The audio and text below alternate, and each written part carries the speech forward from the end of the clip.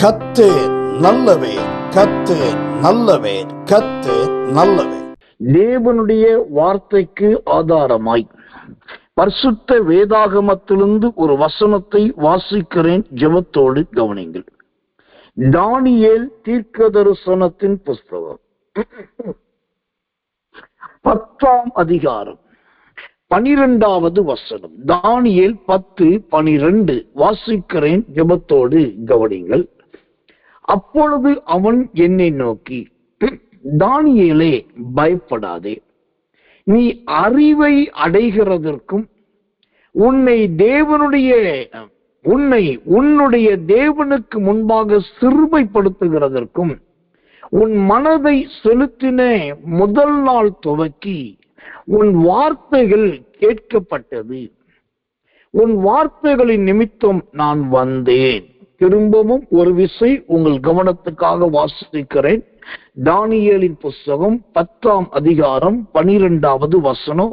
எடுத்துக்கொள்ளுங்கள். கவனத்தோடு கர்த்தருடைய வார்த்தையை நீங்களும் சேர்ந்து வாசியுங்கள். நாம் கர்த்தருடைய வார்த்தையை வாசிப்போம். அப்பொழுது அவன் என்னை நோக்கி, தானியேலே, பயப்படாதே, நீ அறிவை அடைகிறதற்கும் உன்னுடைய தேவனுக்கு முன்பாக சிறுமைப்படுத்துகிறதற்கும் உன் மனதை செலுத்தின முதல் நாள் துவக்கி உன் வார்த்தைகள் கேட்கப்பட்டது. உன் வார்த்தைகளின் நிமித்தம் நான் வந்தேன். ஆம், இங்கு தேவனுடைய தீர்க்கதரிசியும் தேவனுடைய ஊழியக்காரருமாகிய தானியேலுக்கும் கர்த்தருடைய தூதனுக்கும் இடையில் நடக்கிறதான ஒரு விவாதத்தை குறித்து நாம் பார்க்கிறோம். அந்த விவாதத்திலே அந்த கர்த்தருடைய தூதன் தேவனுடைய தீர்க்கதரிசியாகிய தானியேலை பார்த்து சொல்லுகிற ஒரு வார்த்தை. இதில் நிறைய வார்த்தைகள் உண்டு. அதிலே வழக்கத்தின்படி ஒரே ஒரு வார்த்தை தான் இன்றைக்கு செய்திக்காக பார்க்க போகிறோம். அது எந்த வார்த்தை? அந்த வசனம் தானியேல் 10:12 சொல்வது கேட்கப்பட்டது என்று சொல்லி. கேட்கப்பட்டது. கேட்கப்பட்டது என்று சொன்னால் எது கேட்கப்பட்டது? எப்போ கேட்கப்பட்டது? எந்த காரியம் கேட்கப்பட்டது? சரி, அது கேட்கப்பட்டது. சரி, அது கேட்கப்பட்டது என்பதற்கு எது ஆதாரமாயிருக்கிறது? சரி, கேட்கப்பட்டது. கேட்கப்பட்டதுக்கு ஆதாரமும் கிடைச்சிச்சு. இப்போ கேட்கப்பட்டதினால் உண்டான விளைவு என்ன? அதனால் உண்டான பலன் என்ன? கேட்கப்பட்டதினால் உண்டான விளைவும் அதன் பலனும் என்ன? இவைகள்தான் இந்த கேட்கப்பட்டது என்கிற வார்த்தையில் காணப்படுகிறதான கேள்வியின் பகுதியில். இப்படிப்பட்ட இந்த கேள்விகளுக்கெல்லாம் தான் நாம் இன்றைக்கு பரிசுத்த ஆவியானவரை கொண்டும் சத்திய வசனங்களை கொண்டும் விடை காணப்போகிறோம். கேட்கப்பட்டது. முதலாவது எது கேட்கப்பட்டது? வேதத்திலிருந்து ஒரு வசனத்தை வாசிக்கிறேன். கர்த்தர் நல்லவர், கர்த்தர் நல்லவர், கர்த்தர் நல்லவர். எஸ்ராவின் புஸ்தகம் 3ஆம் அதிகாரம் 13வது வசனம். கர்த்தர் நல்லவர் கேட்கப்பட்டது அப்படின்னாக்கா சொல்கிறோம், அந்த எந்த காரியம் கேட்கப்பட்டது, எப்படி கேட்கப்பட்டது, அதை குறித்து அந்த வசனத்தை வாசிக்கிறேன். ஜெபத்தோடு கவனிங்கள். எஸ்ராவின் புஸ்தகம் 3ஆம் அதிகாரம் 13வது வசனம். கர்த்தர் நல்லவர், கர்த்தர் நல்லவர், கர்த்தர் நல்லவர். ஜனங்கள் மகா கம்பீரமாய் ஆர்ப்பரிக்கிறதினால் அவர்கள் சத்தம் வெகு தூரம் கேட்கப்பட்டது. ஆனாலும் சந்தோஷ ஆரவாரத்தின் சத்தம் இன்னதென்றும் ஜனங்களுடைய அழுகையின் சத்தம் இன்னதென்றும் பகுத்தறிய கூடாதிருந்தது. ஆமென். இங்கு கேட்கப்பட்டது என்கிற வார்த்தையிலே முதலாவது எது கேட்கப்பட்டது? அந்த எஸ்ரா சோத்திரம் 3:13 சொல்லுகிறது, கம்பீர சத்தம் கேட்கப்பட்டது. அல்லேலூயா. கம்பீர சத்தம். ஆம், இந்த கடைசி காலத்துல தேவனுடைய பிள்ளைகள் ஒவ்வொருத்தருடைய வாழ்க்கையிலும் கேட்க வேண்டிய ஒரு சத்தம் என்னன்னாக்கா, அது நல்ல கம்பீரமான சத்தம். அந்த வார்த்தை சொல்லுகிறது கம்பீரமாய் முழங்கிய சத்தம். அப்ப இந்த கம்பீரமாய் என்றால் என்ன அர்த்தம்? கம்பீரமாய் என்பது எதை குறிக்கிறதா இருக்கிறது? செப்பனியாவின் புஸ்தகம் 3ஆம் அதிகாரம் 17வது வசனம். செப்பனியா 3:17. கம்பீரமாய் என்றால் என்ன அர்த்தம்? உன் தேவனாகிய கர்த்தர் உன் நடுவில் இருக்கிறார். அவர் வல்லமையுள்ளவர். அவர் ரட்சிப்பார்.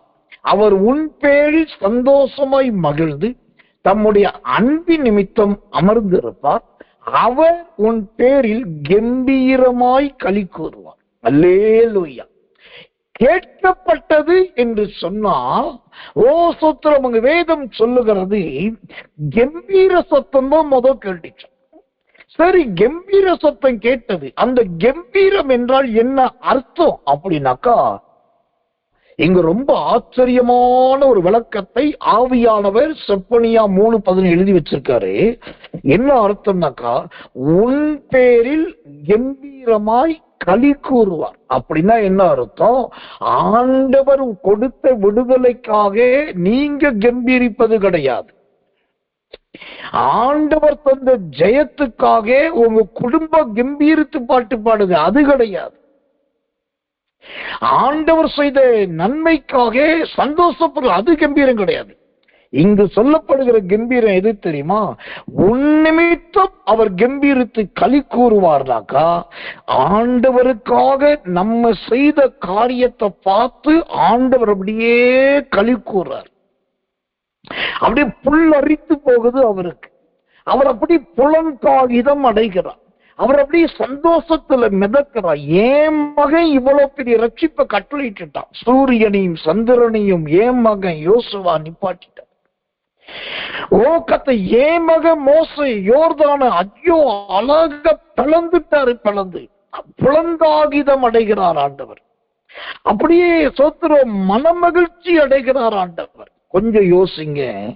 நம்மளுக்கு கற்றுக் கொடுக்கப்பட்ட உபதேசமே என்ன தெரியுமா? கேட்கப்பட்டதுன்னு சொன்னாலே, மகளே உன் ஜெபம் கேட்கப்பட்டது, மகனே உன் விண்ணப்பம் கேட்கப்பட்டது, சபையே உன் துதி கேட்கப்பட்டது, நீ ஜெபத்தோடு போ, உன்னை எல்லாத்துக்கும் பதில் வரப்போகுது. இதையே மலத்தூரல் விழுகிற மாதிரி இதைத்தான் கட்டிட்டு. அது மாத்திரம் இல்ல, நீதிமான்களின் கூடாரத்துல கம்பீர சத்தம் கேட்குதுன்னு சொல்லி நல்லா சத்தம் போடு, நல்லா சோத்திரம் பண்ணு, நல்லா பாட்டு பாடு, நல்ல கையை தட்டின்னு சொல்லி நம்ம சத்தத்தை தான் அங்க பெருசாக்குறமே ஒழிய, இங்கு செப்பனியாவுல சொல்லுது, ஓ கர்த்தர் நல்லவே, நாம் கர்த்தருக்காக செய்த காரியங்களை பார்த்து அவர் கலித்து போய் கம்பீரிக்கிறார். யாரு? ஆண்டவர். இப்ப கொஞ்சம் நீங்க யோசிங்க. இந்த செய்தியை கேட்கிற எல்லாருமே பெரும்பாலானவர்கள் நல்ல ரட்சிக்கப்பட்டவர்கள் தான் எனக்கு தெரிந்து. நீங்க எல்லாரும் கூடுமான வரைக்கும் வேதம் தெரிந்தவர்கள் தான். அதுல பலர் ஊழியக்காரர்களும் இப்ப இருக்கீங்க, சந்தோஷம். ஆனா உங்க மனசாட்சியை தொட்டு நீங்க சொல்லி பாருங்க, உங்களுடைய செய்கையை பார்த்து ஆண்டவர் என்னைக்காவது கம்பீரித்திருக்கிறாரா? யாருமே செய்யாதத இந்த புள்ள செய்துட்டாப்பா. ஓ நான் சொன்னத அந்த சவுல் செய்யாம போயிட்டான், ஆனா இந்த தாவீது பார் செய்துட்டான்னு சொல்லி உங்களை குறித்து நீங்க செய்து முடித்ததை குறித்து ஆண்டவர் கம்பீரித்திருக்கிறாரா? ஆண்டவர் மனமகிழ்ச்சி அடைந்திருக்கிறாரா? ஓ அவர் களிப்பினாலே துள்ளி இருக்கிறாரா? அந்த வசனம் அதான் சொல்லுது செப்பனியா. ஓ கர்த்தர் நல்லவன், அவர் அப்படியே அமர்ந்திருப்பாராம், ஏன் புள்ள செஞ்சு முடிச்சிட்டார். இப்ப சொல்லுங்க, இதுதாங்க கம்பீர சத்தம். உங்களுடைய தேவனுக்காக நீங்க செய்கிற சாதனையும், நீங்க தேவனுக்காக ஓடுகிற ஓட்டமும், நீங்க கர்த்தருக்காக பண்ணினதான செயலும் அந்த ஆண்டவரையே கம்பீர சத்தம் போட வைக்கணும். கம்பீரமா களி கூறுவாராம். அது எப்படி களி கூறுவார் பாருங்க, அன்பின் நிமித்தம் அமர்ந்திருப்பார், அவர் உன் பேரில் கம்பீரமாய் களி கூடுவார். உங்க மேல ஒரு தனிப்பட்ட அன்பு வச்சிட்டார். இப்ப யோசிங்கல, தானியேலை எடுத்துக்கொள்ளுங்க. தானியேலை எடுத்துக்கொள்ளும். ஏன்னா தானியேல தான் நம்ம அந்த வசனத்தை, தலையங்க வசனத்தை எடுத்தோம். இப்ப தானியேல் நாட்கள்ல அங்க சாத்ராக் இருக்கிறார், மேஷாக்கு இருக்கிறார், ஆபேத் நேகோ இருக்கிறார், அப்புறம் சோதர கண்காணி இருக்கிறார், அப்புறம் விசாரிக்கிறவர்கள் இருக்கிறாங்க, ராஜா இருக்கிறார், மந்திரவாதிகள் இருக்காங்க, கல்தேயர்கள் இருக்கிறாங்க, ஜோசியக்காரர்கள் இருக்கிறாங்க, ஞானிகள் இருக்காங்க, புத்திமான்கள் இருக்கிறார்கள், இன்னும் மந்திரிகள் இருக்கிறார்கள், பிரபுக்கள் இருக்கிறார்கள். இப்ப கவனிங்க, இந்த தானியேல் இருக்கிற இடத்துல இவ்வளவு பேர் இருக்காங்க. நான் சொன்னேன், இந்த பட்டியல்ல இருக்கிறவங்க யாருமே சோப்பலாங்கிகள் கிடையாது.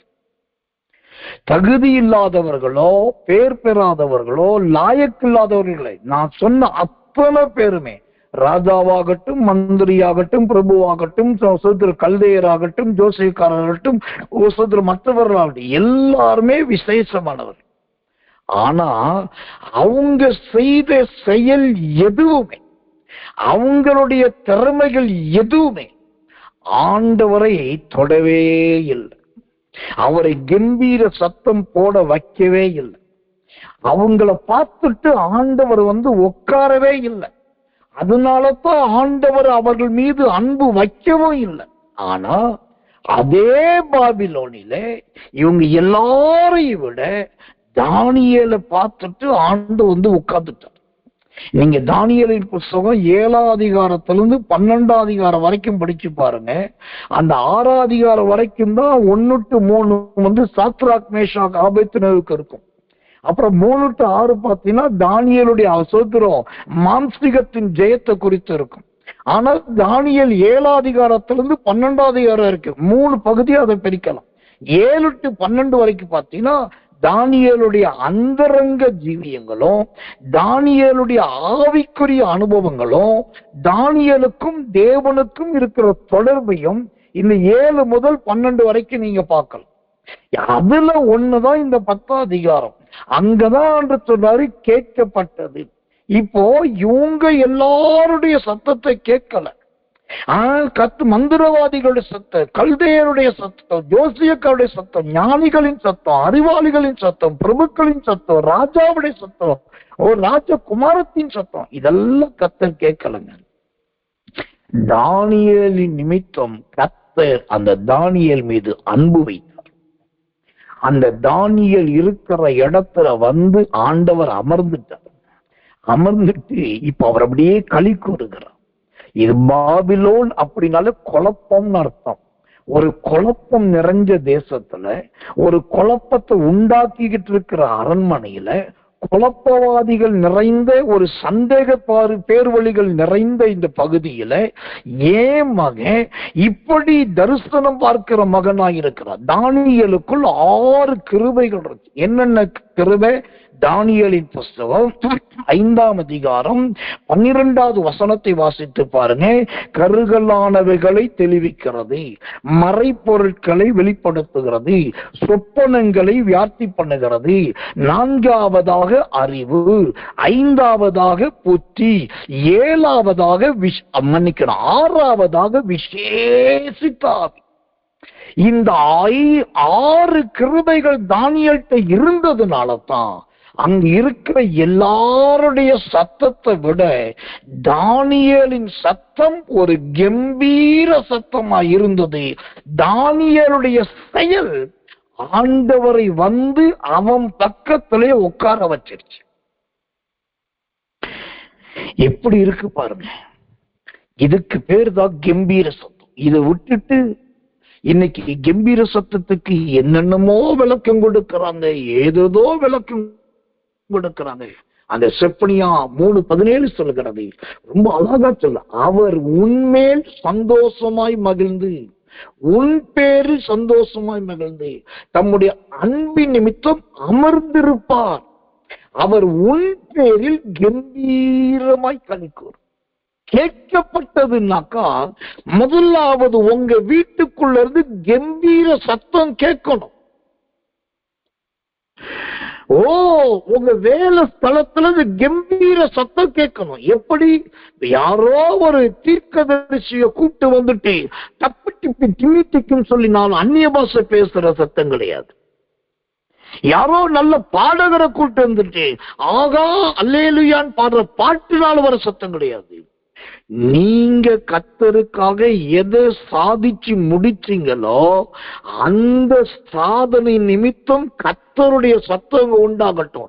இவன் என்னுடைய நேசகுமாரன், இவள் என்னுடைய நேசகுமாரத்தி, இவர்களில் நான் பிரியமாயிருக்கிறேன், எல்லாரும் இவர்களுக்கு செவி கொடுங்கள் என்று சொல்லி கர்த்தருடைய கம்பீர சத்தம் வரணும்.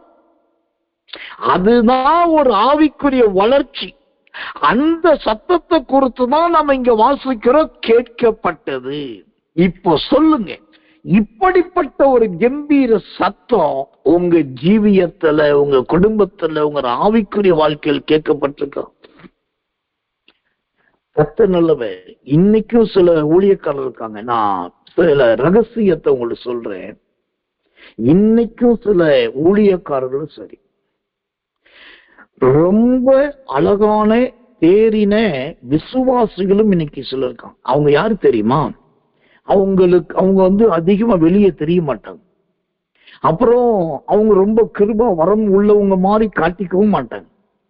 அப்புறம் அவங்களை குறித்த பேர் பிரஸ்தாபம் இருக்காது. ஆனா அவங்க யாரு தெரியுமா? தினந்தோறும் கர்த்தருடைய சத்தத்தை கேட்கிறவர், தினந்தோறும் கண்ணீரால் கர்த்தருடைய பாதத்தை நினைக்கிறவர்கள், தினந்தோறும் கர்த்தர் சொல்லுகிற சத்தியத்தை அல்ல கர்த்தருடைய ரகசியத்தை கேட்டு அதற்காக பரிந்து பேசுகிறோம். இவங்கெல்லாம் தேவனோடு நடக்கிறவர்கள், இவர்களெல்லாம் கர்த்தரோடு இருக்கிறவர்கள். ஆனா இவங்க பகடக்காயா இருக்க மாட்டாங்க, ரொம்ப பெரிய பகிரங்கமா இருக்க மாட்டாங்க. நான் அதை செய்யணும் இதை செய்யணும் துடிக்கவே மாட்டாங்க. அவங்களுக்கு ஒரே ஒரு நோக்கம், ஒண்ணு கர்த்தர் இருக்கிற இடத்துல நான் இருக்கணும், இல்லைன்னா நான் இருக்கிற இடத்துல என் கர்த்தர் இருக்கணும். திரும்பவும் சொல்றேன், ஒண்ணு கர்த்தர் இருக்கிற இடத்துல நான் இருக்கணும், இல்லைன்னா நான் இருக்கிற இடத்துல கர்த்தர் இருக்கணும். இதுதான் உங்க வாஞ்சை. அப்படிப்பட்ட தேவ ரகசியமான நல்ல பரிசுத்தவான்கள், பரிசுத்தவாட்டிகள் சிலர் இருக்காங்க. அவங்களுடைய சத்தம், அவங்கள பார்த்துதான் இன்றைக்கு ஆண்டவர் அன்பின் நிமித்தம் அமர்ந்திருக்கிறார். அது நிமித்தம் அவரே களி கூறுகிறார், அவரே கம்பீர சத்தம் விடுகிறார். என்னைக்காவது ஆண்டவர் கம்பீர சத்தம் போட்டார் கேட்டிருக்கீங்களா?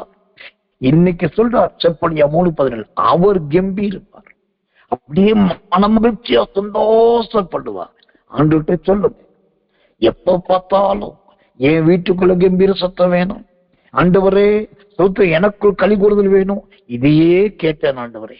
இன்னைக்கு ஒரு சத்தியத்தை கற்றுக்கொண்டேன், என் நிமித்தம் உமக்கு ஒரு கம்பீரம் வர வேண்டும், என் நிமித்தம் நீர் களி கூற வேண்டும். நான் உமக்காக ஜீவிக்கிற ஜீவியத்தை நிமித்தம் நீர் என்னோடு வந்து அமர்ந்திருக்க வேண்டும். சரி, வேதத்திலே தேவன் யாரோடு அமர்ந்திருந்தார்? யோவான் சுவிசேஷம் 4ஆம் அதிகாரத்திலே சமாரிய ஸ்திரியோடு இயேசுவானவர் உட்கார்ந்தார். யோசேப்பின் கிணறு, எல்லாரும் சொல்ற யாக்கோபின் கிணறு இல்ல, யாக்கோபு யோசேப்புக்கு கொடுத்த கிணறு. அந்த கிணத்துக்கு பேரு யோசேப்பின் கிணறு. யோசேப்பின் கிணற்றுல உட்கார்ந்து இருக்க. அப்போ அவன் வர்றா, நிறைய பேச்சு நடக்குது. கடைசியா அவளும் உட்கார்ந்துட்டா, இவரும் உட்கார்ந்துட்டாரு. அவ நிமித்தம் அவளை எப்படியாவது ரட்சிப்புகள் நடத்தணும்னு சொல்லிட்டு அவ மேல வச்ச அன்பின் நிமித்தம் அப்படியே உட்கார்ந்துட்டாரு. உட்கார்ந்துதான் பாருங்க, அடுத்து கொஞ்ச நேரத்துல அவ சாதிச்சா பாருங்க ஒரு சாதனை, ஒரு கிராமத்தையே கர்த்தருக்குள் கொண்டாந்துட்டான். அதை பார்த்து ஆண்டவர் என்ன பண்ணிட்டாரு? கம்பீரித்து விட்டார், களி கூர்ந்து விட்டார். இங்க ஒரு சத்தியத்தை சொல்றேன், இவ்வளோ பெரிய ரட்சிப்பை உண்டு பண்ணினது யாரு தெரியுமா? 5 புருஷனோடு வாழ்ந்து முடிச்சு 6வது புருஷனோடு வாழ்ந்துட்டு இருக்க. ஆக மொத்தம் தொடச்சி போடுற கல்லுக்கு கூட அவ பயன் கிடையாது. ஆக மொத்தம் அவளுக்கு ஒரு நல்ல சாட்சி கிடையாது, அவளுக்கு ஒரு பேரு கிடையாது, அவளை எல்லாரும் விரும்புவதும் கிடையாது. இப்படி எல்லாராலும் அங்கீகரிக்கப்படாத ஒரு ஸ்திரீ தான். அந்த ஸ்திரீயை கொண்டுதான் பெரிய ரட்சிப்பை கட்டிட்டார். நான் சொன்னேன், ஒரு ரகசியத்தை சொல்றேன். என்னன்னாக்கா, இப்போ என்னுடைய வாட்ஸ்அப் ஸ்டேட்டஸ் நேத்து நீங்க பார்த்திருந்தீங்கன்னா தெரியும். நான் ஒரு படம் ஒண்ணு அந்த ஸ்டேட்டஸ்ல வெளியிட்டேன். என்னன்னா, இடது பக்கத்துல ஒரு பெரிய அழகான கதவு. அது ஒரு சர்ச், ஒரு தேவனுடைய ஆலயத்தின் என்ட்ரன்ஸ், ஒரு வாசல். அதுல பார்த்தா நூற்றுக்கணக்கான ஜனங்கள் இடிச்சுக்கிட்டு முடிச்சுக்கிட்டு முண்டிக்கிட்டு தள்ளிக்கிட்டு சர்ச்சுக்குள்ள போயிட்டு இருக்காங்க. இந்த பக்கம் பார்த்தா ஹெவன்லி கேட், ஒரு பரலோக வாசல். அதுல பார்த்தா 2 பேர் தான் போயிட்டு இருக்காங்க. சர்ச்சுக்குள்ள போற கூட்டத்தை பார்த்தாக்கா முண்டி அடிச்சுக்கிட்டு இடிச்சு பிடிச்சுக்கிட்டு நூற்றுக்கணக்கான பேர் உள்ள போயிட்டு இருக்காங்க. ஆனா பரலோகத்துக்கு மேல ஏறி போறது பார்த்தா 2 பேர் எலியா ஈனோக்குமார் தான் போயிட்டு இருக்காங்க. இத மாதிரிதான் இன்னைக்கு இருக்குது. அதான் நான் ரகசியத்தை சொல்றேன். இன்னைக்கு நீங்க நினைக்கிற, நீங்க பார்க்கிற பெரிய பெரிய அப்போஸ்தலர்கள், பெரிய தீர்க்கதரிசிகள், பெரிய பிரதான ஊழியர்கள் மூலமெல்லாம் அது நடந்துருச்சு இது நடந்துருச்சு இல்லைங்க.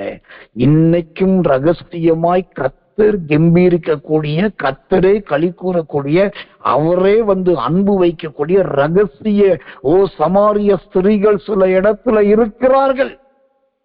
ரகசிய ரோதைகள் சில இடத்துல இருக்கிறார்கள். அவர்கள் நிமித்தம் கர்த்தர் கம்பீரிக்கிறார், அவர்கள் நிமித்தம் கர்த்தர் களி கூறுகிறார். அல்லேலூயா. அப்ப கேட்கப்பட்டது என்று சொன்னா முதலாவது கம்பீர சத்தம் கேட்கப்பட்டது. கர்த்தருடைய நாமத்துக்கு மகிமையும் கிருபையும் தயவும் உண்டாவதால். இரண்டாவதாக, இந்த கேட்கப்பட்டது என்பதற்கு ஒரு வித்தியாசமான வசனத்தை உங்களுக்கு காண்பிக்கிறேன். எரேமியா தீர்க்கதரிசனத்தின் புஸ்தகம் 31ஆம் அதிகாரம் 15வது வசனம். எரேமியா 31:15. ராமாவிலே புலம்பலும் கசப்பான அழுகையுமாகிய கூக்குரல் கேட்கப்பட்டது. ராகேல் தன் பிள்ளைகளுக்காக அழுது தன் பிள்ளைகள் இல்லாதபடியால் அவைகளின் நிமித்தம் ஆறுதல் அடையாது இருக்கிறாள் என்று கர்த்தரே சொல்லுகிறார். இங்கு இரண்டாவதாக கேட்கப்படுவது என்ன தெரியுமா? அழுகையின் கூக்குரல். இப்ப அழுக கேட்கப்படுவதை விட என்ன தொட்ட, இந்த வேதத்தை தியானித்து நான் அந்த வார்த்தைகளை ஆயத்தப்படுத்துவது என்ன தொட்ட ஒரு வார்த்தை என்ன தெரியுமா? அதே வசனம் சொல்லுது, எரேமியா 31:15. சொல்றோம், கசப்பான அழுகையுமாகிய கூக்குரல். கசப்பான அழுகை, அது என்னங்க? அழுகையிலேயே சோத்திரம், அழுகையே ஒரு கசப்பு. ஆனா இங்க அழுகையிலே கசப்பான அழுகையா? இன்றைக்கு சிலருடைய வாழ்க்கை சாதாரண கசப்பா இல்லைங்க, சாதாரண அழுகையா இல்லைங்க. கர்த்தர் நல்லவன், அது கசப்பான அழுகையோடு கூட கசப்பு நிறைந்ததாய் காணப்படுது. ஆனால் எனக்கு அன்பான தெய்வ பிள்ளைகளே, இந்த கசப்பான என்றால் என்ன? இந்த கசப்பானது என்பது எதை காண்பிக்கிறதா இருக்கிறது? வாசிக்கிறேன் வேதத்திலிருந்து ஒரு வசனத்தை. கர்த்தருடைய நாமத்துக்கு மகிமை கிருபை தயை உண்டாவதாக. ஆமோஸ் தீர்க்கதரிசனத்தின் புஸ்தகம் 8ஆம் அதிகாரம் 10வது வசனம். ஆமோஸ் 8:10. உங்கள் பண்டிகைகளை துக்கிப்பாகவும் உங்கள் பாட்டுகளை எல்லாம் புலம்பலாகவும் மாற பண்ணி சகல அறைகளிலும் இரட்டையும் சகல தலைகளிலும் மொட்டையையும் வருவித்து அவர்களுடைய துக்கிப்பை ஒரே பிள்ளைக்காக துக்கிக்கிற துக்கிப்புக்கு சமானமாக்கி அவர்களுடைய முடிவை கசப்பான நாளாக்குவேன் என்று கர்த்தராகிய ஆண்டவர் சொல்லுகிறார். இங்கு கேட்கப்பட்டது இரண்டாவது எது கேட்கப்பட்டது? அழுகை கேட்கப்பட்டது. ஆனா அந்த அழுகை எப்படிப்பட்டதா இருக்கு? கசப்பான அழுகை. இந்த கசப்பான அழுகுன்னா என்ன அர்த்தம் தெரியுமா? இந்த ஆமோஸ் 8:10 சொல்லுகிறது முடிவு நாளை குறிக்கிறது. முடிவு நாள்.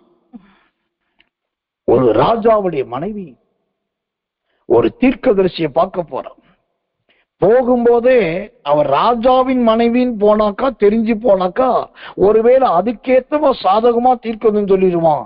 இல்லாட்டி ராஜாவை பிடிக்காததுனால சபிச்சிருவார் பயந்துகிட்டு. ராஜாவின் மனைவி வேஷ மாதிரி போறார். வேஷ மாதிரி போகும்போதே அந்த அசரியா என்கிற அருமையான தீர்க்கதரிசி என்ன பண்ணிட்டா தெரியுமா? ராஜாவின் மனைவியே வா, வேஷ மாதிரி வந்திருக்கிறாயே வா, நான் சொல்லுவதை போய் உன் புருஷனுக்கு சொல், உன் புருஷன் பிழைக்க ஏறின கட்டிலை விட்டு இறங்க மாட்டான், அவனுக்கு முடிவு நாள் வந்து விட்டது.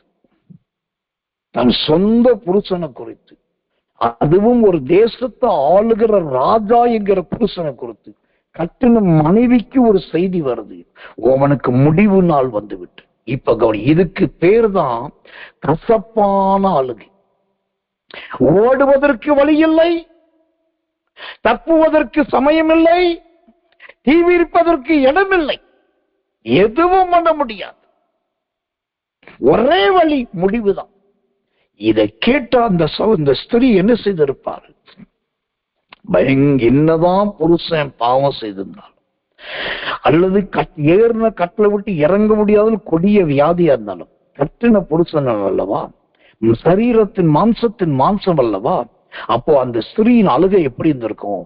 ஒரு கசப்பான அழுகையா இருந்திருக்கும். அழுகையிலேயே கசப்பான அழுகை. எனக்கன்பான தெய்வ பிள்ளைகளை ஒரு உண்மையை சொல்றேன். இந்த வாரத்துல நான் சந்திச்சதை, என் இருதயத்தை நொறுக்குனதை நான் சொல்றேன். 3 பேர் எனக்கு போன் பண்ணிட்டாங்க. 3 பேர் எனக்கு போன் பண்ணாங்க. ஒருத்தர் ஒரு விசுவாசி, அவர் டிரைவராகவும் இருக்கார், நல்ல ஒரு ஆவிக்குரிய சகோதரன். கடந்த காலத்துல எனக்கும் வாகனத்துக்கும் ஒரு சோதரம், நல்ல ஒரு டிரைவரா இருந்தவர். அவர் திடீர்னு எனக்கு ஒரு மெசேஜ் மொபைல்ல SMS பண்ணார், பாஸ்டர் பிளீஸ் ஹெல்ப் மீ அப்படின்னு, எனக்கு ஒரு உதவி செய்யுங்க, தயவு செய்து உதவி செய்யுங்க. பட் அவருடைய பேச்சு ஆக்டிவிட்டிஸ் தெரியாதனால பார்த்துட்டு நான் சைலண்டா இருந்துட்டு, திரும்பவும் ஒரு SMS வந்துச்சு, இந்த மாதிரி ஒரு காரியம், இந்த மாதிரி உதவி செய்யுங்க. அப்புறம் வேற வழி இல்லை. அப்ப நான் உடனே ஒரு மெசேஜ் போட்டேன், ப்ளீஸ் கால் மீ அப்படின்னு போட்டேன். போட்டுட்டு வெயிட் பண்ணிட்டு இருக்கேன். ஒரு கால் கால் வந்துச்சு, அட்டன் பண்றேன். அப்போ அவர் சொல்லாரு, சாரி பாஸ்டர், ஒரு வழியே இல்லை, நான் வாடகை கொடுக்கணும், வாடகை கட்ட முடியல, இப்ப பிள்ளைய ஸ்கூல்ல சேர்க்கணும், ஆனா ஸ்கூல்ல சேர்த்தாச்சு, அந்த புக்குக்கு நோட்டுக்கு பணம் கட்ட முடியல, எனக்கு என்ன பண்றதுன்னு தெரியல, எனக்கு இந்த மாதிரி திடீர்னு ஒரு வியாதி வந்துருச்சு, நான் இப்படி இப்ப பெட் ரெஸ்ட்ல இருக்கிறேன், அதனால எனக்கு தயவு செய்து ஒரு 500 ரூபாய் மட்டும் நீங்க அனுப்பலாம், வெறும் ஒரு 500 ரூபாய் அனுப்பணும். பார்த்து வேற வழி இல்லை. ஒரு வாலிப சகோதரன், ஒரு விசுவாசி, அவர் ரொம்ப கசப்பான ஒரு அழுகையோடு கேட்டுட்டு இருக்காரு. வேற ஒண்ணுமே சொல்லி யார்கிட்ட இது சொல்ல, 500 ரூபாய் உடனே அவருக்கு ஜிபே பண்ணி விட்டேன். அப்புறம் அது முடிஞ்சது. இன்னும் ஒரு சகோதரர், அவர் ஒரு ஊழியத்தை செய்றார். அவர் சொல்றாரு, எனக்கு பயங்கரமான நெருக்கம் பாஸ்டர், சபை நடத்திட்டு இருக்கிறேன், எனக்கு அந்த பாஸ்டர் தெரியும், நான் போய் கூட்டம் நடத்தி இருக்கிறேன். அப்புறம் சொல்றோம், நம்ம ஊழியத்து மூலமா, கரம் கொடுக்கும் ஊழியத்து மூலமா நம்ம அவங்க இந்த ஊழியத்துக்கு நல்ல உதவி பண்ணியிருக்கிறோம், கூட்டம் வர வச்சு ஸ்பெஷல் கிஃப்ட் எல்லாம் கொடுத்துருக்கோம்.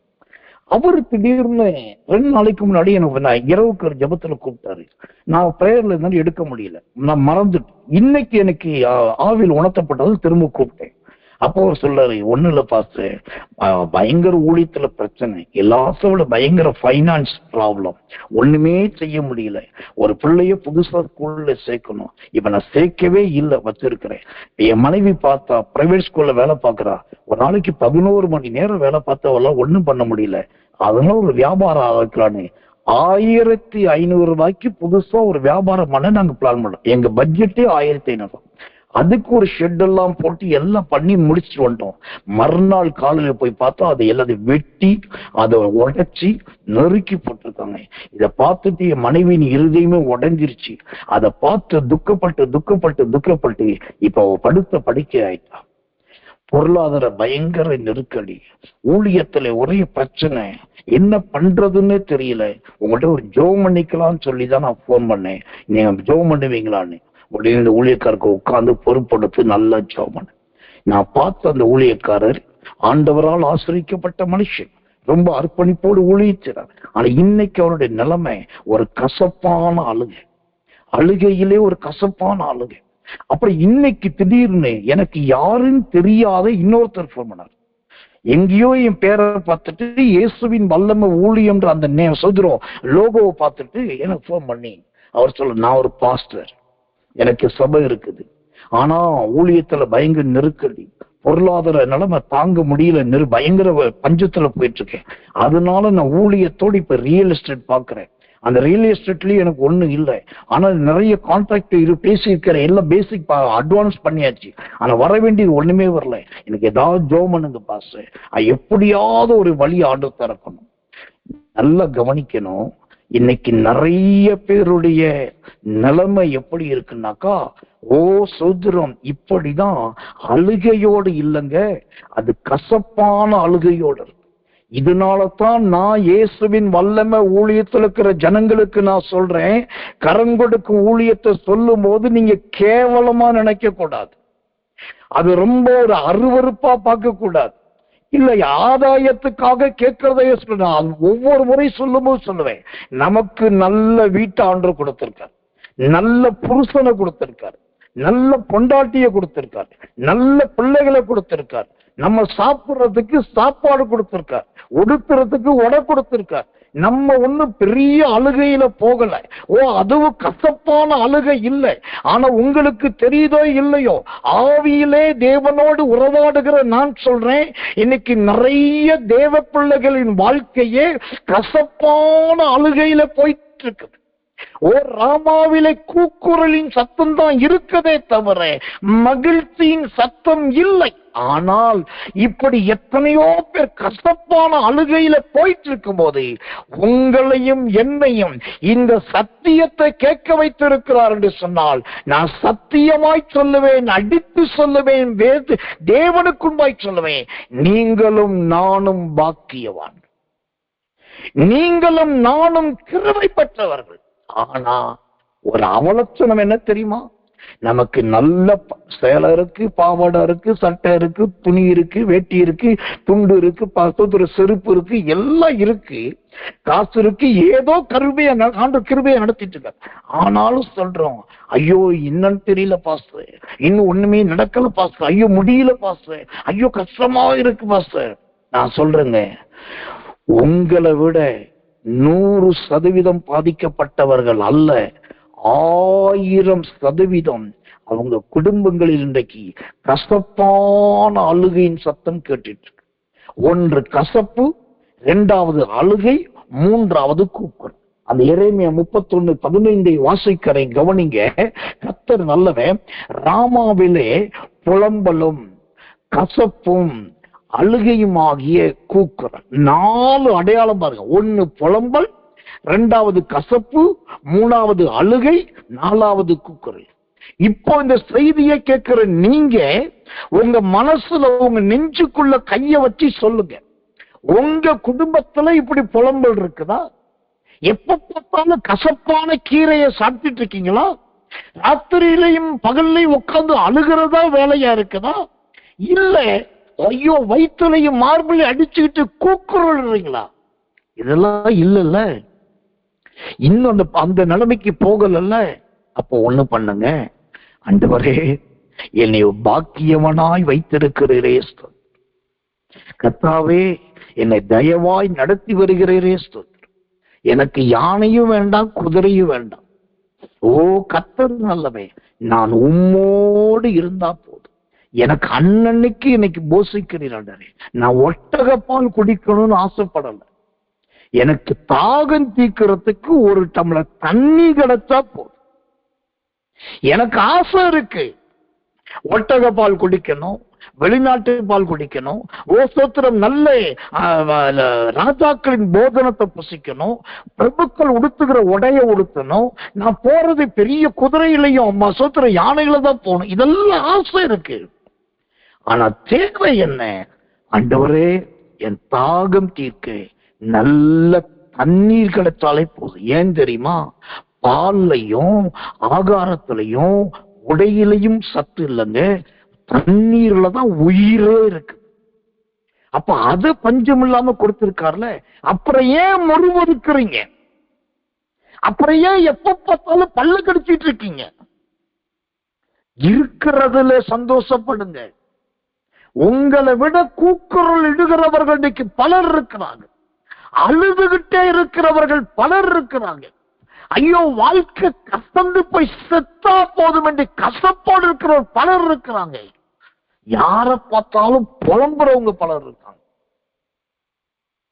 நேற்றைக்கு நான் இரவு ஜெபத்துக்கு ஆயத்தமாயிட்டு இருக்கேன். நேற்று முன்தினம் முந்தா நாள் அப்போ என்னை தேடி நம்ம ஊழியத்திற்கு சில வராங்க. அதுக்காக நான் ஆயத்தமாயிட்டு இருக்கேன். அப்போ சொல்லாம கொள்ளாம எதிர்பாராத விதத்துல 2 ஊழியக்காரர்கள் அன்எக்ஸ்பெக்டடா வந்துட்டாங்க. பைக் சத்தம் கேட்குது, வந்து நிக்குது. என்ன பைக் வர்றது? புது வேற ஏதோ பைக்காரங்க. எட்டி பாக்குறேன், பார்த்தா கேட் திறந்துருக்கு. அவங்க மட்டும் கடகடன்னு உள்ள வந்தாச்சு. எனக்கு ஒண்ணுமே சொல்ல முடியல, என்ன பண்றதுன்னு தெரியல. அவங்களுக்கு முறுமுறுக்க முடியாது, பகைக்கவும் முடியாது. ஏன் இப்படி மேனஸ் சொல்லாம வரீங்கன்னு கேட்க முடியாது. ஏன்னா ஊழியக்காரர்கள் 2 பேருமே கிராமத்து ஊழியக்காரர். அப்ப அதுல ஒருத்தர் சொல்றாரு, ஒண்ணு இல்லையா, நாங்க இங்க ஒரு பாஸ்டர் இறந்துட்டாரு, அந்த டெத்துக்கு போனோம், அங்க ஸ்தோத்திரம் கூட்டம் அது முடிச்சுட்டு வரும்போது இந்த பக்கம் போகும்போது உங்களை பார்த்துட்டு போயிடலாம்னு சொல்லி வந்தேன்னு சொல்லி ஒரு மாதிரி மலுப்பெல்லாம் சமாளிக்கிறார். அப்படியா கேட்டுக்கிட்டு நான் சிரிச்சுக்கிட்டு அமைதியா இருந்துச்சு. அப்புறம் நலன் புலன் விசாரிக்க ஆரம்பிச்சு வந்து உங்களுக்கு ஒரு டீ கொடுப்பதற்கான வேலையை பார்த்தேன். அப்புறம் பேசிட்டே இருக்கும். அதுல ஒருத்தர் சொல்றாரு, ஐயா சொல்றோம், பாருங்க, என் மனைவி போன் பண்றா, வரும்போது உப்பு வாங்கிட்டு சொல்றா, இன்னும் உப்பு வாங்க கூட என்னால முடியல. அப்புறம் குழந்தைக்கு புக்கு வாங்கினியா, இன்னும் வாங்க முடியல. நீங்க ரொம்ப கால பழக்கம், அதனால நான் வெளிப்படையா பேசுறேன், வேற யார்ட்டையும் இப்படி சொல்ல மாட்டேன். நீங்க அதுக்காக உதவி செய்யணும்.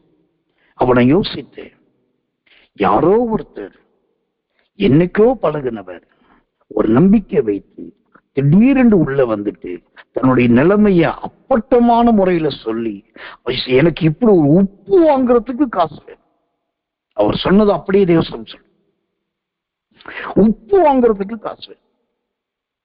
நான் அவருக்கு கொடுக்கறதுல சந்தோஷப்படல, அதை விட இன்னொரு காரியத்துலதான் நான் சந்தோஷப்பட்டேன். என்னன்னா, என்னைய ஆண்டவரே நீர் இந்த நிலைமைக்கு விடல, இன்னொருத்தர் வீட்டுக்குள்ள போய் உட்காரக்கூடிய நிலைமை எனக்கு வரல.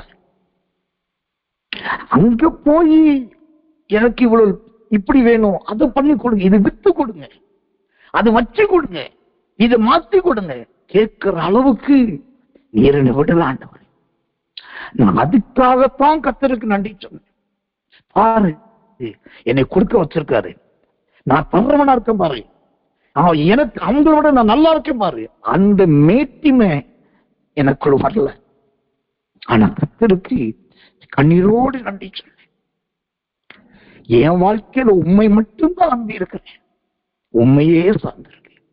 இன்னைக்கு வரைக்கும் இப்படி ஒரு நிலைமைக்கு என்னை விடலையே, உனக்கு நன்றி ஆண்டவரே. எனக்கு அன்பானவர்களே, கேட்கப்பட்டது எது கேட்கப்பட்டது? சிலருடைய அழுகை கேட்கப்பட்டு கொண்டிருக்கிறது, சிலருடைய கசப்பு கேட்கப்பட்டு கொண்டிருக்கிறது, சிலருடைய புலம்பல் கேட்கப்பட்டு கொண்டிருக்கிறது, சிலருடைய கூக்குரல் கேட்கப்பட்டு கொண்டிருக்கிறது. ஆனால் இது 4 சுவர்கள். புலம்பல் ஒரு சுவர், கசப்பு ஒரு சுவர், அழுகை ஒரு சுவர், கூக்குரல் ஒரு சுவர். இந்த 4 சுவருக்கு நடுவில் எவ்வளவு பேர் இருக்கும் போது உங்களை பாருங்க, நல்ல பாட்டு பாட வச்சிருக்காரு, ஆனா ஜெபத்துக்கு வரதான் உடம்பு வலிக்குது.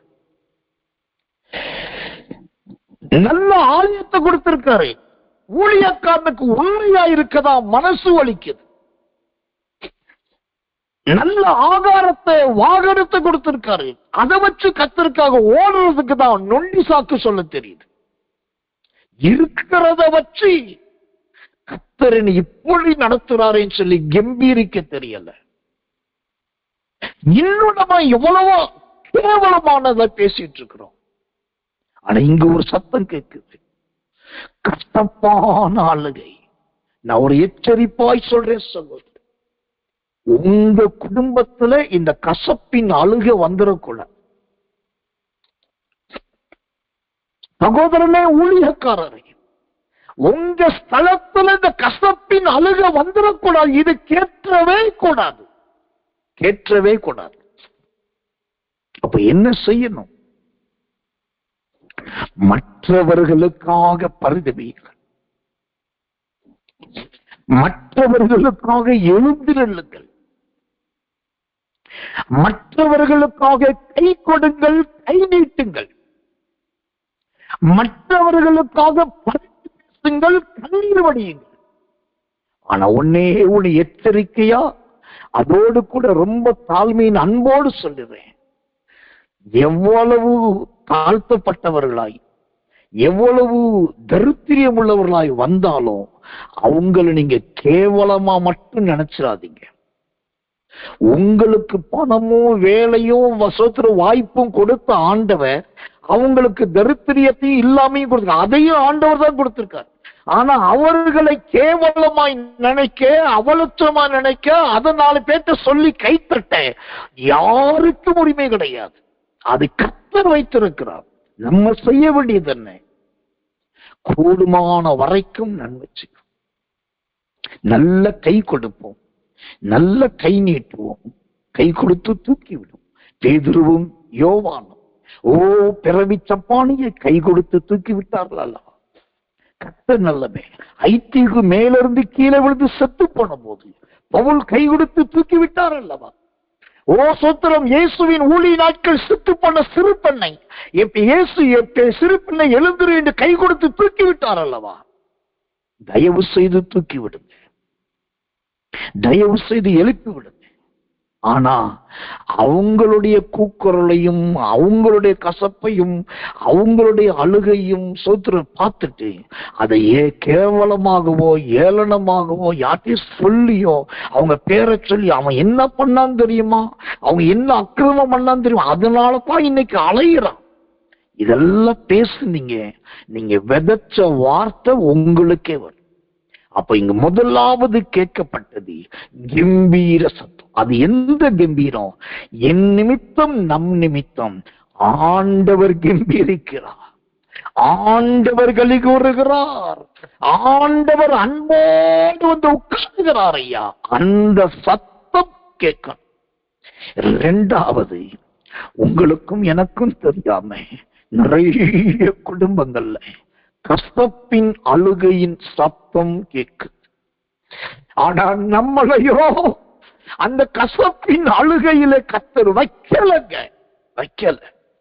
அதற்காக கர்த்தரை துதிங்க, கவனமாயிருங்க. முடிஞ்ச வரைக்கும் எந்த ஊழியக்காரன், நீங்க எந்த ஸ்தாபனம் நான் சொல்லவே மாட்டேன், எந்த ஸ்தாபனமோ எந்த ஊழியமோ சொத்துறோம், எந்த தேவனுடைய வார்த்தையை சொல்லி யாராவது வந்துட்டாங்களா, அது பிச்சைக்காரனாகவே இருந்தாலும் சரி, இல்ல சொத்துறோம் பிஷப்பாவே இருந்தாலும் சரி, உங்களுக்கு திராணி இருக்குன்னா கை கொடுக்க பழகுங்க, அவனை தூக்கி விட பாருங்க. கர்த்தர் நல்லவே, கர்த்தர் நல்லவே, கர்த்தர் நல்லவே. 3வதாக, இந்த கேட்கப்பட்டது என்பது எது கேட்கப்பட வேண்டும்? ஒரே ஒரு வார்த்தையை சொல்லி உங்களுக்காக நான் ஜெபிக்கும்படி கர்த்தருக்குள் பிரயாசப்படுகிறேன்.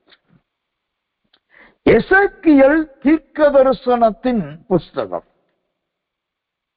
10ஆம் அதிகாரம் 5வது வசனம். எசேக்கியேல் 10:5 வாசிக்கிறேன். தயவு செய்து பைபிள் இருந்தா எடுங்க, கண்ணால பாருங்க, கையால பிரட்டுங்க, வாயால வாசிங்க. திரும்ப சொல்றேன், எசேக்கியேல் 10:5. கேருபீன்களுடைய செட்டைகளின் இரைச்சல் சர்வத்துக்கும் வல்ல தேவன் பேசுகையில் உண்டாகும் சத்தம் போல வெளிப்பிரகாரம் மட்டும் கேட்கப்பட்டது. அல்லேலூயா. இங்க மூன்றாவதாக ஒரு சத்தம் கேட்குது பாருங்க.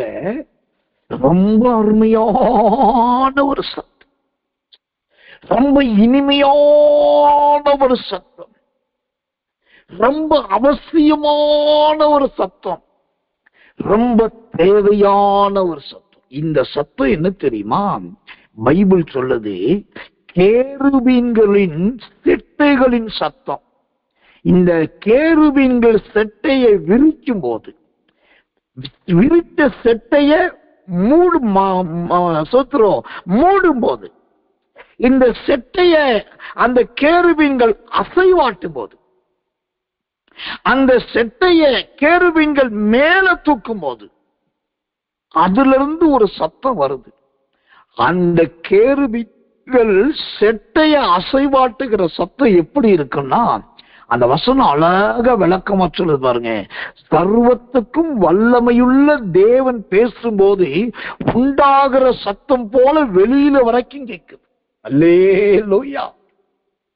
ஒரு கேருபீன்களின் செட்டைகளின் சத்தம் தேவனுடைய சத்தம் போல இருக்குமா? இப்ப சொல்லுங்க, உங்க வாயின் வார்த்தையின் சத்தம் இப்படி தேவனை போல ஒரு சத்தமா இருக்குதா? இப்படி அருமையான பரிசுத்த கேருபீன்களின் சத்தம் போல இருக்குதா? இல்ல முள்ளும் கல்லும் சத்தமா இருக்கு? சில வாயை திறந்து சத்தம் போட ஆரம்பிச்சாலே அங்க எல்லா அசுத்தமும் வரும், அருவருப்பும் வரும், கேடும் வரும், நிந்தையும் வரும், துக்கமும் வரும், வியாகுலமும் வரும், அவலட்சணமும் வரும், அவமானமும் வரும். ஆனா இங்கு மகிமையான ஒரு சத்தத்தை, மூணாவது சத்தத்தை கேட்கிறோம். இது கேருபீன்களுடைய செட்டைகளின் இரைச்சல் என்கிற சத்தம். இது எதை குறிக்கிறது தெரியுமா? உங்க வீட்டில எப்போதுமே கர்த்தருடைய தூதர்களுடைய சத்தம் கேட்கணும். எப்போதுமே தேவனுடைய ஒரு சத்தம், மெல்லிய சத்தம் உண்டாயிட்டே இருக்கணும். கர்த்தரை துதிக்கிற சத்தம் இருக்கணும், ஸ்தோத்தரிக்கிற சத்தம் இருக்கணும், பாட்டு பாடுற சத்தம் இருக்கணும், வசனம் வாசிக்கிற சத்தம் இருக்கணும், பிரசங்கம் பண்ற சத்தம் இருக்கணும், பிரசங்கம் யாரும் பண்ணிட்டு இருக்க சத்தம் இருக்கணும், யாராவது உள்ளே வந்து ஸ்தோத்தரோட சத்தம் இருக்கணும், என்ன பண்றீங்க கர்த்தர் நல்லவர் சத்தம் இருக்கணும். இப்படி ஒரு தேவனுடைய பிள்ளைகள் வீடு என்று சொன்னா அந்த வீட்டில நல்லா தெரிந்து கொள்ளுங்க, கர்த்தர் சார்ந்த சத்தம் மட்டும்தான் அதிகமா இருக்கும்.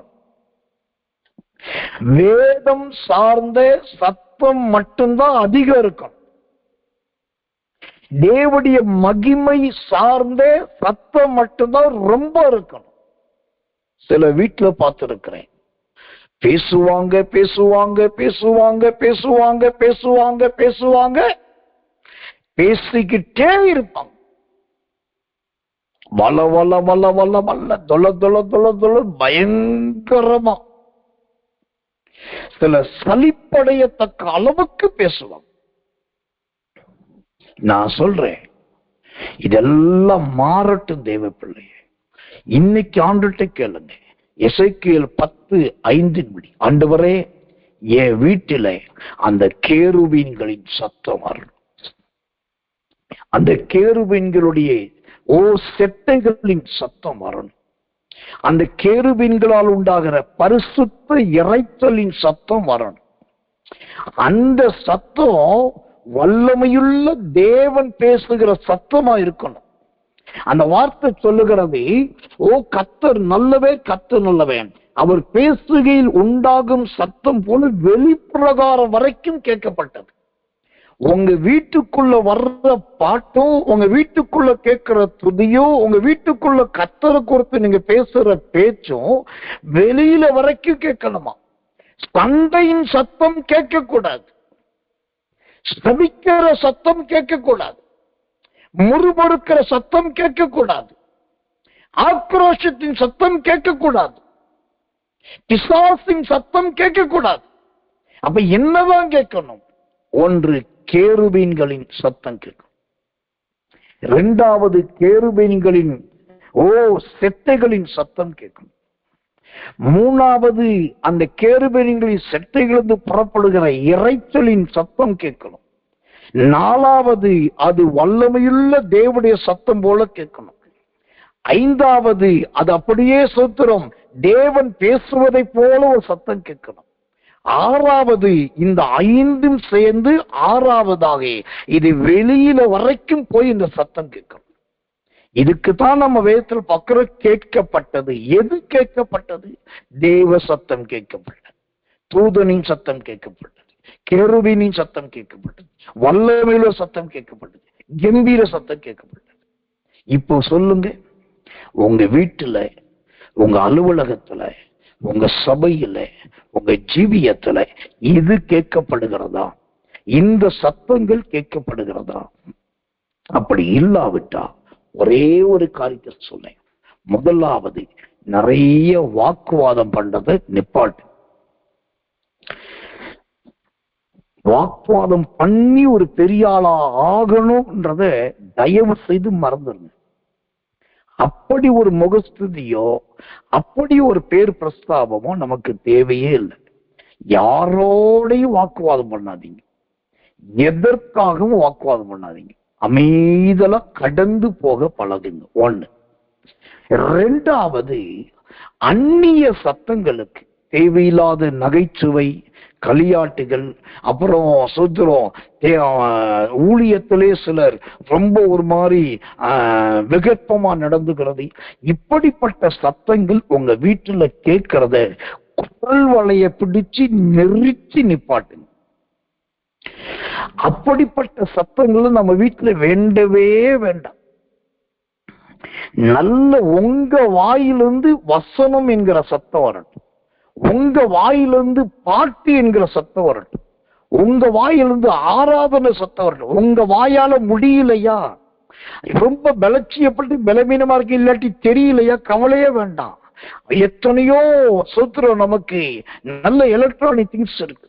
அதெல்லாம் வச்சு உங்க வீட்டுல எப்பயும் இந்த அருமையான ஒரு தூதர்களுடைய அசைவாடுதல் இருக்கட்டும். கடைசியா சொல்லி முடிக்கிறேன். இப்படி கேருபீன்களுடைய சத்தமும், அந்த செட்டைகளின் சத்தமும், அந்த பரிசுத்தமான இரைச்சலின் சத்தமும், அந்த வல்லமையுள்ளவரின் சத்தமும், கர்த்தர் நல்லவன், அந்த வெளிப்பிரகாரம் வரைக்கும் கேட்கிற சத்தமும் உங்க வீட்டுல உங்க வாழ்க்கையில வந்துருச்சுன்னு வச்சுக்கோங்களேன். அதுக்கப்புறம் உங்க வீட்டுல தூதர்கள் தான் உலாவி கொண்டிருப்பாங்க. எந்த அறைக்கு போனாலும் அங்க ஒரு தூதனுடைய கிரியை நீங்க பார்க்கலாம். கொர்நேலியுவின் வீட்டிலே தூதன் வருவதும் போவதுமா இருந்தது போல, தானியேலின் ஜெபத்திலே தூதன் வருவதும் போவதுமா இருந்ததை போல, இயேசுவானவர் கெத்செமனே தோட்டத்தில் ஜபிக்கும் போது கிட்டத்தட்ட 12 லேகியோன்கள், 12 லேகியோன்கள், ஏறத்தாழ 72,000 தூதர்கள், அந்த 72,000 தூதர்கள் அங்க வந்தார்கள். அப்போ இதெல்லாம் வேதத்தின் ஆதாரங்கள். வேதத்துல இருக்குன்னா நம்ம வாழ்க்கையில நடக்கும்னு அர்த்தம். அப்ப இன்னைக்கு ஒரு தீர்மானம் பண்ணுங்க. 3 சத்தம் கேட்கப்பட்டது. தானியேல் 10 சூத்திர 12 படி கேட்கப்பட்டது. எது கேட்கப்பட்டது? எல்லாரும் சொல்ல மாதிரி உன் ஜெபம் கேட்கப்பட்டது, உன் ஸ்தோத்திரம் கேட்கப்பட்டது, உன் விண்ணப்பம் கேட்கப்பட்டது, உன் கண்ணீர் கேட்கப்பட்டது. இந்த மேலோட்டமான வார்த்தையை நான் சொல்ல விரும்பல. முதலாவது எது கேட்கப்பட வேண்டும்? நீங்க கர்த்தருக்காக செய்கிற நீதி நியாயத்தை பார்த்து ஆண்டவர் கம்பீரிக்கணும். ஆண்டவருடைய கம்பீர சத்தம் வரணும். அதுக்கு அவர் உங்க மேல அன்பு வைக்கிற அளவுக்கு உங்க செய்கை இருக்கணும். அவர் வந்து உங்களோட உட்காரணும். அப்பதான் ஆண்டவருடைய கம்பீரத்தையும் கம்பீர சத்தத்தையும் நீங்க கேட்க முடியும்.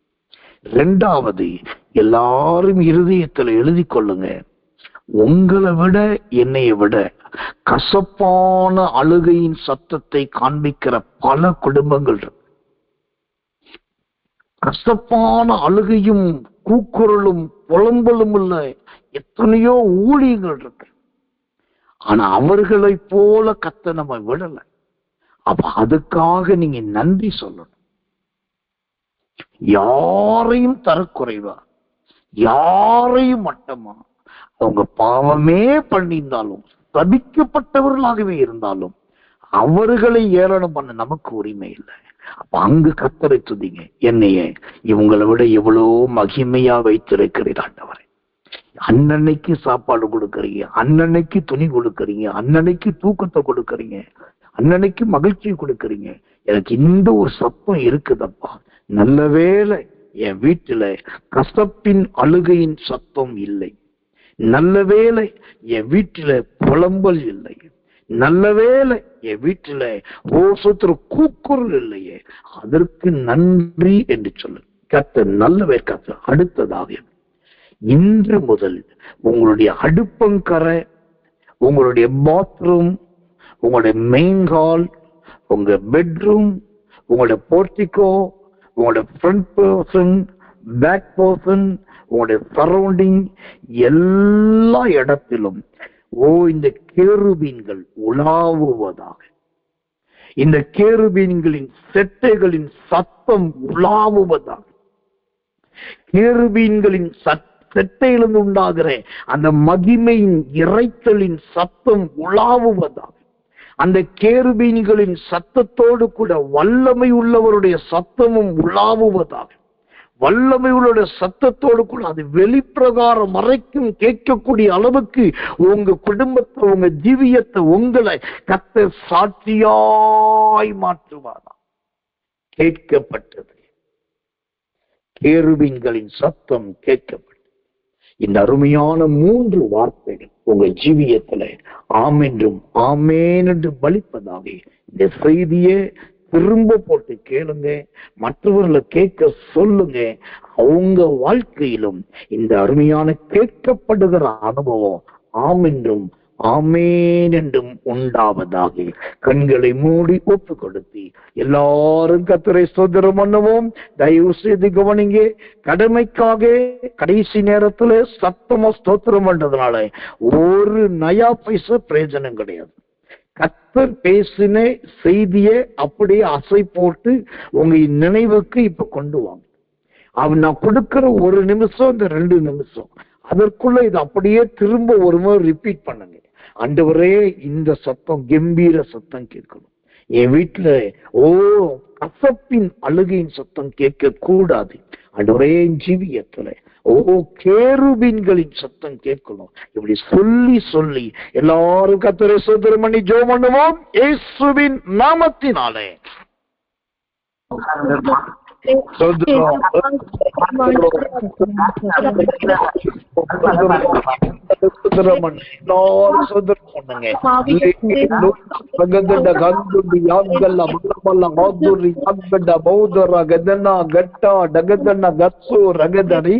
அங்கி கத்து கட்சி கேட்கட்டும். கம்பீர சத்தம் கம்பீரிக்க வேண்டுமே. என் மீது வைத்த அன்பினால் நீ அமர வேண்டுமே. உண்மை நாங்கள் கம்பீரிக்க வைக்க வேண்டுமே. என் ஆண்டவரை கம்பீரிக்க வைக்கப்படுகிற ஒரு மகனாய் என்னை மாற்றும். கர்த்தரை கம்பீரிக்க வைக்கிற மகளாய் என்னை மாற்றும். ஆண்டவரை கேட்கப்பட்டது. இன்றைக்கு நாய்களின் சத்தம் கேட்கப்படுகிறது, பேய்களின் சத்தம் கேட்கப்படுகிறது, வாகனங்களின் சத்தம் கேட்கப்படுகிறது, மதுபான பிரியருடைய சத்தம் கேட்கப்படுகிறது, அந்நியருடைய சத்தம் கேட்கப்படுகிறது. ஆனா எங்க ஜீவியத்துல இனி அது அல்ல. ஆண்டவரே, கர்த்தருடைய சத்தம் கேட்க வேண்டுமே. அந்த கம்பீர சத்தம் கேட்க வேண்டுமே. அந்த களிப்பின் சத்தம் கேட்க வேண்டுமே. அந்த அன்பின் சத்தம் கேட்க வேண்டுமே. இயேசுவின் நாமத்தில் உடைய பிள்ளைகளுக்கு அதை செய்வீராக.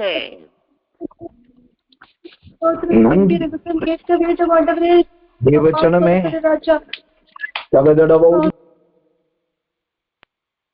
கவனிங்க.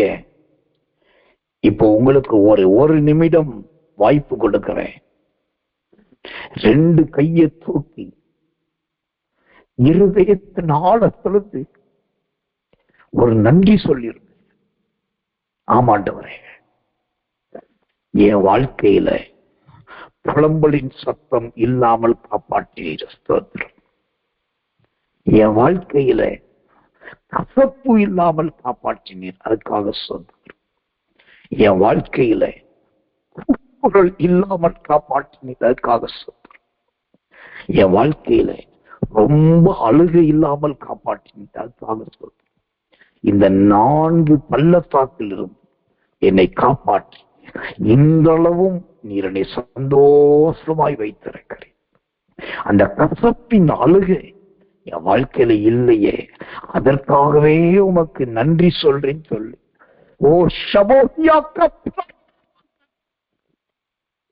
அந்த எரேமியா 31:15 வசனத்தை நல்லா பிடிச்சுக்கோங்க. இனி அந்த ராகேலின் சத்தம் என் வீட்டுல கேட்கக்கூடாது, இல்லைங்கிற சத்தம் என் வீட்டுல கேட்கக்கூடாது, அழுகையின் சத்தம் கேட்கக்கூடாது, கசப்பின் சத்தம் கேட்கக்கூடாது, பொருளின் சத்தம் கேட்கக்கூடாது. தயவாய் என்னை இன்னும் மகிமையாய் மாற்ற வேண்டும். இந்த வசனத்தை சொல்லி எல்லாரும் நன்றி சொல்லி கர்த்தரை ஸ்தோத்திரம் பண்ணுவோம். இயேசுவின் நாமத்தினாலே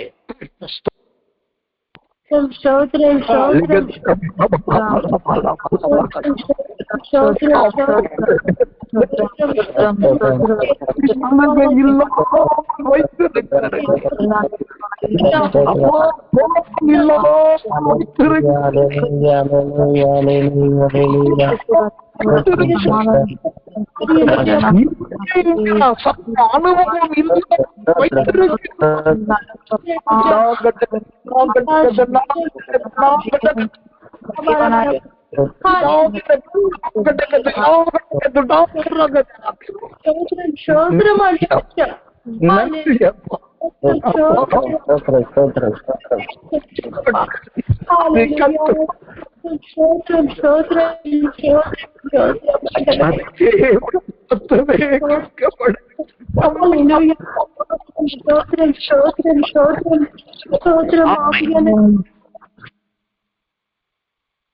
இப்போ அந்த எசேக்கியேல் 10ஆம் அதிகாரம் 5ஆம் வசனத்துக்காக நான் உங்களுக்காக ஜெபிக்க போறேன். உங்க எல்லாருடைய வீட்டிலையும் அந்த கேருபீன்களின் சத்தம் கேட்கணும், கேருபீனுடைய செட்டைகளின் சத்தம் கேட்கணும், அந்த ஆர்ப்பரிப்பின் கேருபீன்களின் இறைத்தலின் சத்தம் கேட்கணும், அந்த வல்லமையுள்ளவரின் சத்தம் கேட்கணும். அது வெளிப்பிரகாரம் வரைக்கும் சாட்சியாய் கேட்கணும். இதற்காக உங்களுக்காக நான் ஜெபிக்க போறேன். எல்லாரும் கண்களை மூடு. முடிந்தா முழங்கால் படிங்க, கட்டாயம் கிடையாது. ஆனா முடிந்தா முழங்கால் படிங்க. இது ஒரு நல்ல வாய்ப்பு, இது ஒரு நல்ல சந்தர்ப்பம். உங்க வீட்டுக்குள்ளே கர்த்தர் கேருபீன்களை அனுப்ப விரும்புகிறார். உங்க வீட்டில் இருக்கிற எந்த அறைகளா இருக்கட்டும், அது லாக்கப் ரூமா பூட்டியே கிடக்கிற இடமா இருந்தாலும் பரவாயில்ல, அல்லது டெய்லி யூசேஜ் ரூமா இருந்தாலும் பரவாயில்ல, அது இன்டீரியர் பிளேஸா இருந்தாலும் பரவாயில்ல, அல்லது ஓப்பன் பிளேஸா இருந்தா எந்த இடமா இருந்தாலும் அங்கு கர்த்தருடைய தூதர்கள் வரட்டும், கேருபீன்கள் வரட்டும், அந்த செட்டைகள் விரிக்கப்படட்டும், அந்த இறைச்சல் உண்டாகட்டும், சர்வ வல்லோடைய சத்தம் வரட்டும், அது வெளிப்பிரகாரத்துக்கு வரட்டும்.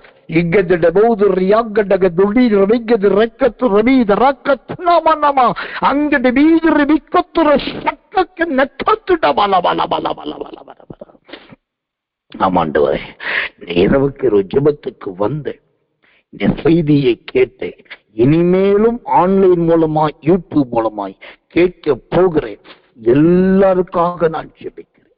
எசேக்கியேல் 10:5 படி அந்த கேருபீன்கள் இவர்கள் இருக்கிற எல்லா இடங்களிலும் அசைவாடட்டும், அந்த கேருபீன்களுடைய ரெக்கைகள் விரிக்கப்படட்டும், அந்த கேருபீன்கள் அந்த ரெக்கைகளின் இறைச்சலின் சத்தம் உண்டாகட்டும். அது சர்வ வல்லமையுள்ள சத்தமாய் மாறட்டும். அது வெளிப்பிரகாரம் என்கிற இவருடைய சொந்தக்காரர்கள், உறவுக்காரர்கள், நண்பர்கள், தெரிந்தவர்கள், அறிந்தவர்களுக்குமாய் இவர்களை சாட்சியாய் கொண்டு போகக்கூடிய சத்தமாய் மாறட்டும் ஆண்டவரே. இனி வியாதி இல்லை, இனி நோய் இல்லை, இனி சீக்கிரத்தில் மரணம் இல்லை, இனி அழுகையின் புலம்பல் இல்லை. எல்லாமே கர்த்தருடைய சத்தமாய் மாறுகிறது.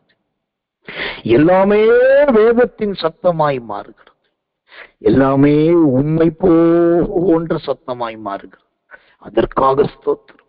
இரவில் உம்முடைய பிள்ளைகளுக்கு நல்ல நித்திரை, அதிகாலை இருட்டோட ஜெபத்திலே தூக்கத்தை வெறுத்து முகத்தை கழுவி ஆயத்தப்பட்டு அதிகாலை ஜெபத்திலே கலந்து கொண்டு புதிய புதிய வெளிப்பாடுகளை, புதிய புதிய வசன வியாக்கியானங்களை, புதிய புதிய சத்தியங்களை கற்றுக்கொள்ளட்டும்.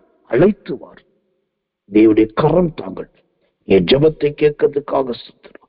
இயேசுவின் ரத்தம் செய்யும். இயேசுவின் நாமத்தில் ஜெபிக்கிறோம். ஜெபம் கேளும் ஜீவனுள்ள நல்ல பிதாவே. ஆமென், ஆமென், ஆமென்.